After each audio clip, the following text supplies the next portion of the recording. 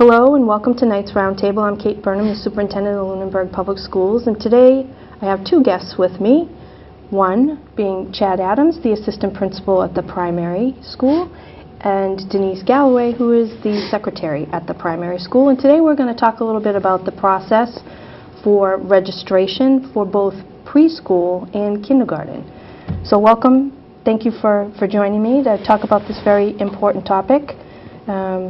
We're just about to begin the registration process. Everything kicks off in February. So let's talk first about the preschool program and what is the process to get yourself registered for preschool. Okay, we have we don't have space for all Lunenburg residents, unfortunately, for preschool. So we do a lottery. You would come in during the week of February 4th through the 8th between the hours of 10 and 2:30, and you'll have it's one form, and it basically just asks for your name, your child's name, date of birth, and if you have a preference on whatever day you like them to come, or morning or afternoon session, and then you'll register for that. And then on February 27th at 1:30 we have the lottery, which we choose the names. Every child's name is chosen, and we write on a list at the number that they come in and are chosen from the basket. Yep. So the first name out is number one. Yep. Yep, and so on. And then if we have 10 slots available, the first 10 are on the list, and then number 11 becomes number 1 on the waiting list, and so forth. After that, we will call them within 7 to 10 days of the lottery to let them know if they did get in, and then they will have to come to the primary school and fill out a registration forms and bring documentation for proof of residency, birth certificate, immunizations, physical, a photo ID of the parents, and then we will also have them register for a screening date. Okay. And Mr. Adams will probably explain the screening process a little. So the students will go in with the preschool teachers and some of the preschool staff. It'll be basically a play-based observation of the students' skills, school readiness skills, color identification, following simple directions, numbers, some letters, cutting with scissors, those types of things, being able to use a glue stick. And then based on that, the teachers will know what supports or what strategies they need to put in place for those students when they come in the fall. And how old do the children need to be eligible for this program? They have to be 3 or 4 by August 31st. Okay. So if they're not selected by lottery, are there any other options for them relative to preschool? And we have the Early Learning Center also, that's also housed at our building. It's a program run by Tammy Perry and Annette Queen, and it is a similar preschool program to ours, meaning that they're working on a lot of those same school readiness skills. It's really nice to have the program in that building at this point, because the students are learning the lay of the land, so to speak, as far as where the cafeteria is and how to maneuver through the building. So it's nice to see them in the lunchroom, those other preschool students in the lunchroom. But that's basically what that program is. It's an alternative preschool program. But there is a fee for that program? There is a fee for that program too, yes. Okay, so let's talk about the kindergarten registration. Which students are eligible for kindergarten? They must be 5 by August 31st. Okay. And we have 2 weeks for kindergarten registration, so it's the week of August 4th through the 8th, and did I say February. February. I'm sorry.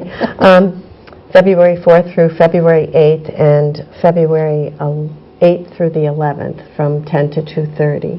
And they'll come and do the registration just as the preschool has done it. And we also have it available online, so they can fill the paperwork out out online, print it out, and bring it to the school during that time, and we can do the registration that way.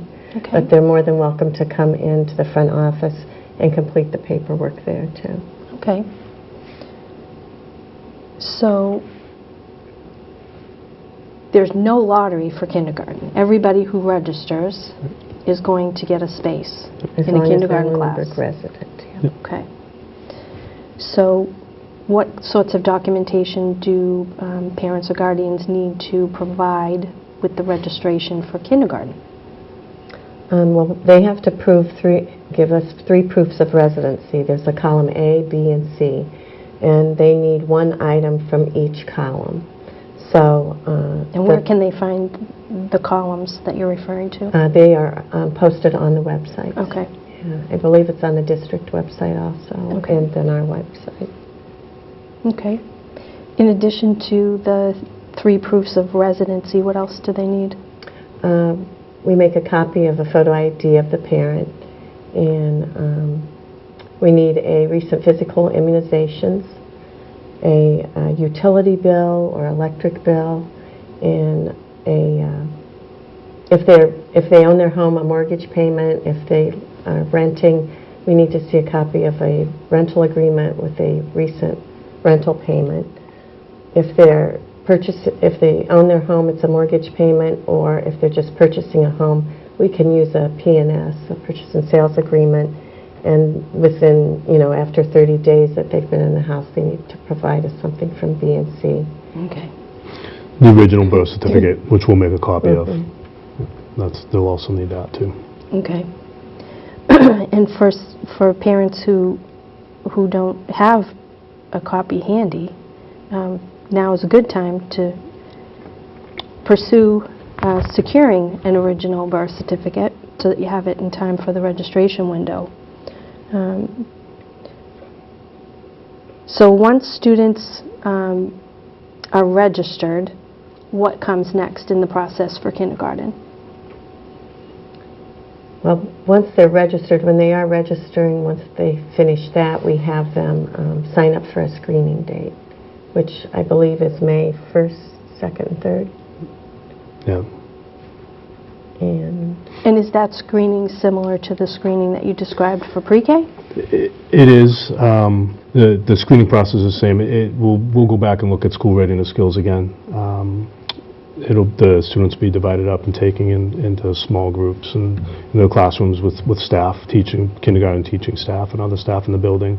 And they'll go through a series of activities with the students just to see where their skill sets are at that point in time. Again, to be aware, to make themselves aware of what strategies and supports may need to be put in place come the fall when the students enter the school.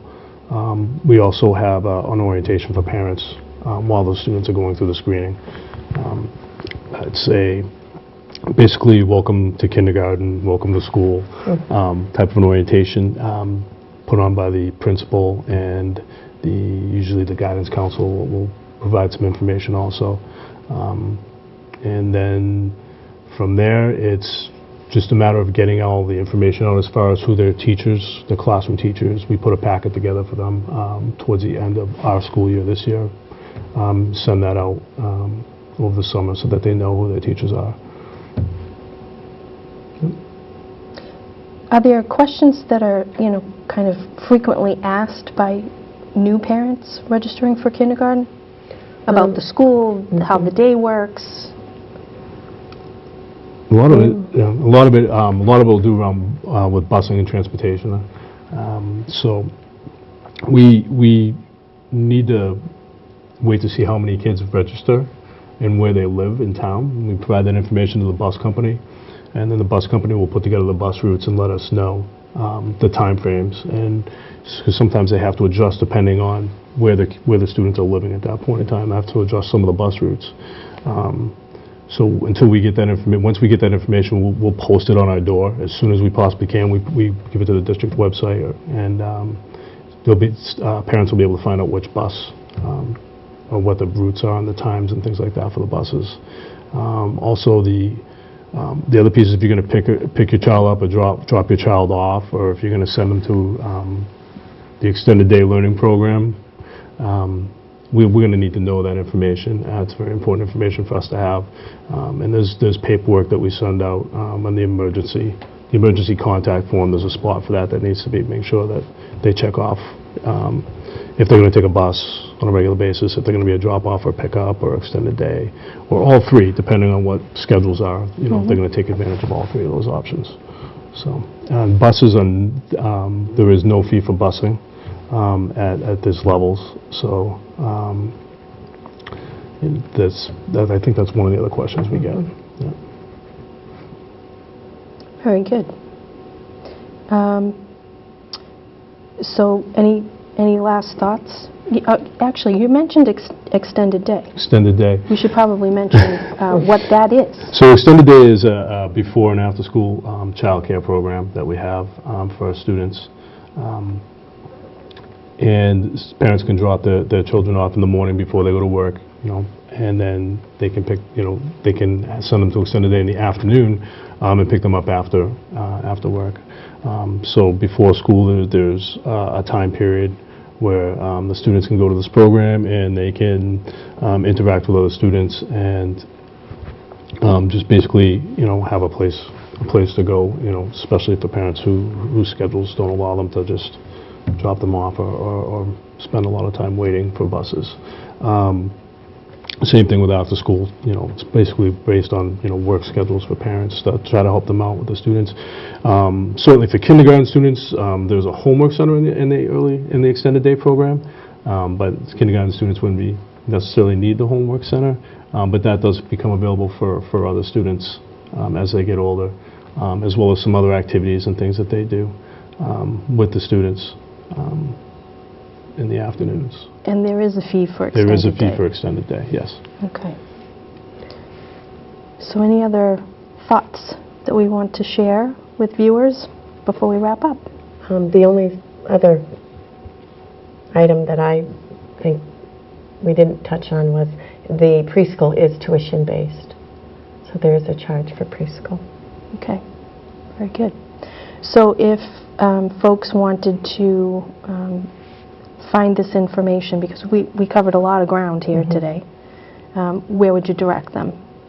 They can check on the website. If they don't find the answer that they're looking for, they're more than welcome to call the front office and we can provide them with what information they need. And we'll make sure that we post the link for this video on the school website as well. So thank you both very much for sharing all of these important pieces of information for parents who are new to the district that will be registering either preschoolers or kindergartners for the fall. Appreciate your time. Thank you. Thank you. And I appreciate the fact that you tuned in, and we'll see you again next time.